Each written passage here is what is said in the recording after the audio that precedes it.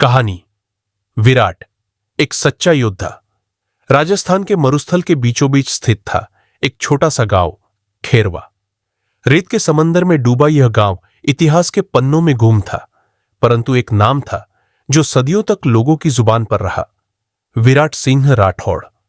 वह केवल तलवार चलाने वाला योद्धा नहीं था, बल्कि वह न्याय, बलिदान और सच्चाई का प्रतीक था। शुरुआत एक सपने से विराट बचपन से ही अलग था।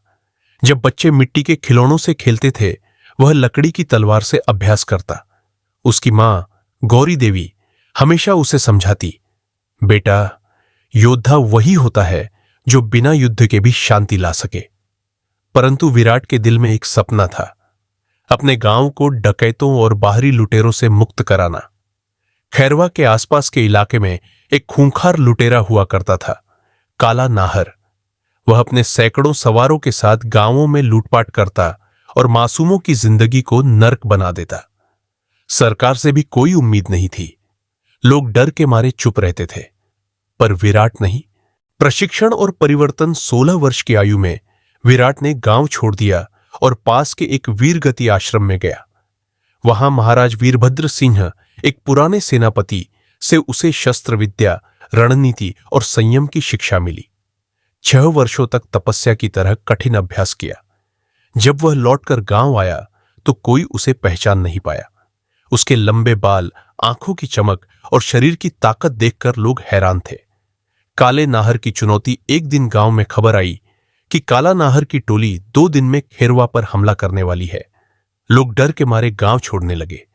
तभी पंचायत में विराट उठा और बोला, अगर कोई इस धरती पर कदम रखेगा तो उसकी छाया भी यहां से लौट नहीं पाएगी। लोगों को पहले तो यकीन नहीं हुआ, पर विराट की आंखों में अडिग विश्वास देख उन्होंने उसका साथ देना शुरू कर दिया। रणनीति और साहस। विराट ने गांव के चारों ओर रेत की दीवारें बनवाई, ऊंचाई से निगरानी के लिए बुर्ज तैयार किए और महिलाओं को भी रस्सी और डंडों से आत्मरक्षा सिखाई। गांव अब डर में नहीं बल्कि तैयारी में था। हमले वाली रात आई। रेगिस्तान की हवाएं तेज चल रही थीं। दूर से घोड़ों की टापों की आवाजें आ रही थीं। काला नाहर अपनी सेना के साथ पहुंचा, 100 से अधिक लुटेरे। पर उसने जो देखा वो उसकी कल्पना से परे था। गांव के हर कोने से तेल से भीगे तीर चले, दीवारों से पत्थर गिराए गए और सबसे आगे तलवार लिए विराट खड़ा था। उसने ललकारते हुए कहा, अगर तेरे अंदर हिम्मत है तो सीधे मुझसे लड़। 2 युगों की टक्कर। विराट और काला नाहर के बीच घमासान युद्ध हुआ। काला नाहर का शरीर बलशाली था, पर उसकी तलवार में वह दृष्टि नहीं थी जो विराट की आंखों में थी। विराट को भी कई घाव लगे, पर हर वार के साथ उसकी ताकत बढ़ती गई। आखिरकार एक सटीक वार से उसने काला नाहर की तलवार हवा में उछाल दी और उसे जमीन पर गिरा दिया। परंतु विराट ने उसे नहीं मारा। उसने उसकी आंखों में झांका और कहा, युद्ध जीतना आसान है, पर खुद को जीतना मुश्किल। जा, और फिर कभी किसी निर्दोष की तरफ न देखना। इस घटना के बाद काला नाहर की टोली तितर बितर हो गई। गांव में फिर कभी कोई हमला नहीं हुआ। विराट का नाम आसपास के 52 गांवों में फैल गया। लोग उसे राजा कहने लगे, पर उसने कभी सत्ता नहीं चाही।